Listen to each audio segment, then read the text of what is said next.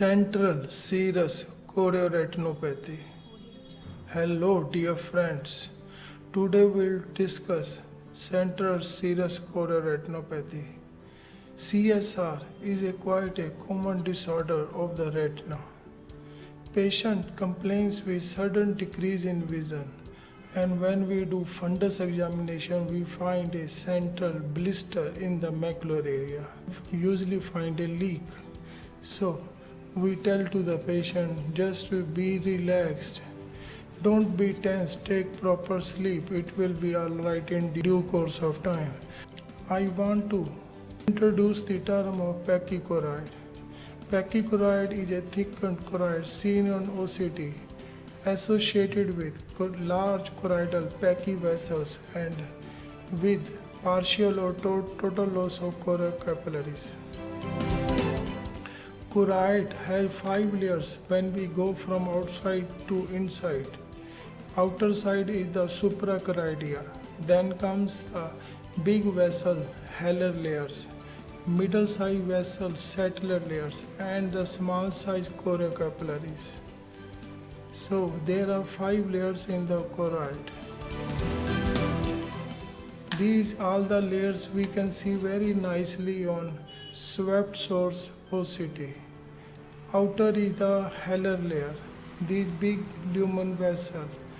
Lumen is transparent and black. And then comes the middle size settlers. And then comes the smaller size choriocapillaries. Choroid gets its nutrition through the posterior ciliary arteries. Outer layer of large caliber choroid vessels are known as halar layer. These give rise to satellar layer, which give rise to choriocapillaries. Subfoveal choroid thickness is 286 to 87 micrometer. The term pachychoroid and pachychoroid disease are introduced to describe a phenotype characterized by focal or diffuse increase in choroidal thickness, and this increase in thickness is accounted by dilated choroidal vessels in the halar layer, and these are associated with thinning of the choriocapillaries and satellar layer. It may or may not be associated with retinal pigment epithelial abnormalities.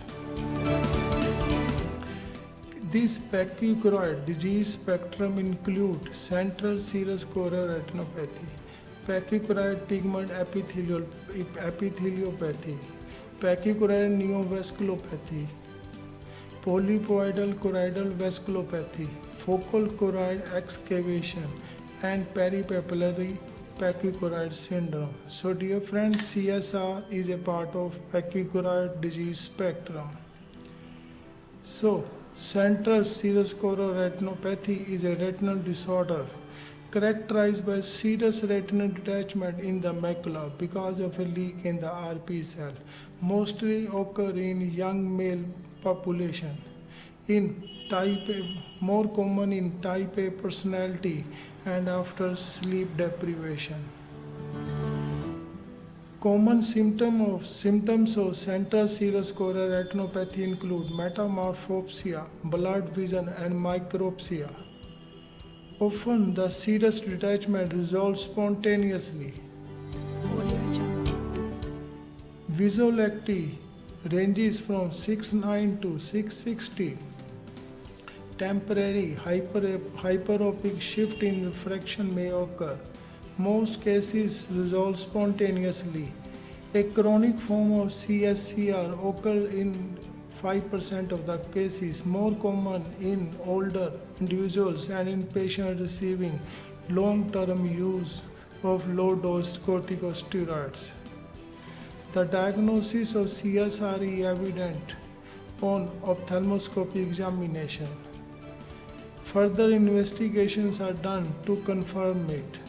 Fundus autofluorescence, fluorescent angiography, and OCT imaging can be done. On fundus examination, one sees transparent or translucent blister in the posterior pole between the neuroretina and the RPE. The subretinal serous fluid is transparent. On fundus autofluorescence, one can see focal decrease in autofluorescence. Fluorescence angiography is done to confirm the diagnosis and to exclude the presence of other pathologies that produce serous retinal detachments. In this, dye leaks from RPE defects and pool in the subretinal space.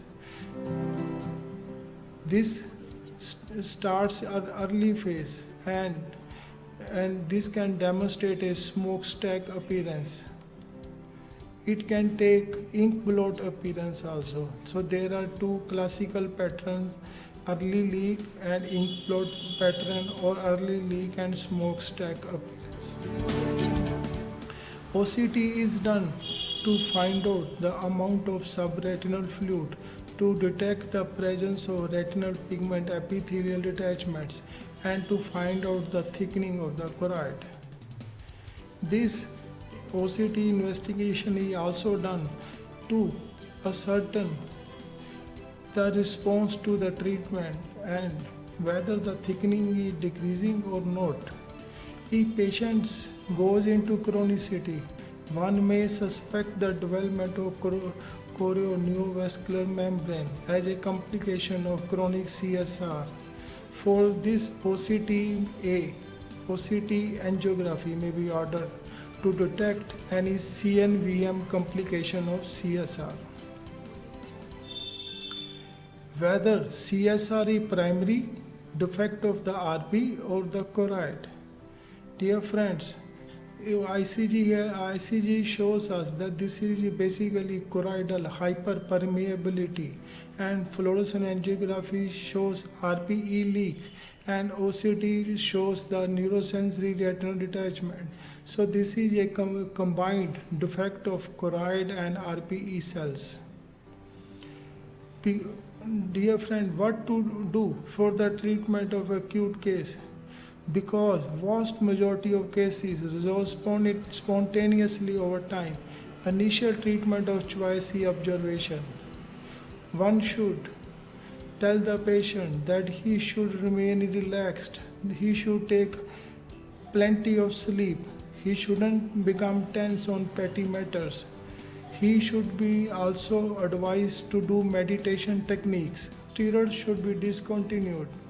Recently, various mineralocorticoids, antagonists, and rifampicin have been proposed as treatment. But at this point, the evidence is inconclusive to support their use. So we shouldn't recommend the use of any drug in the treatment of acute CSR. Anti-VEGF are of no use in treatment of CSR.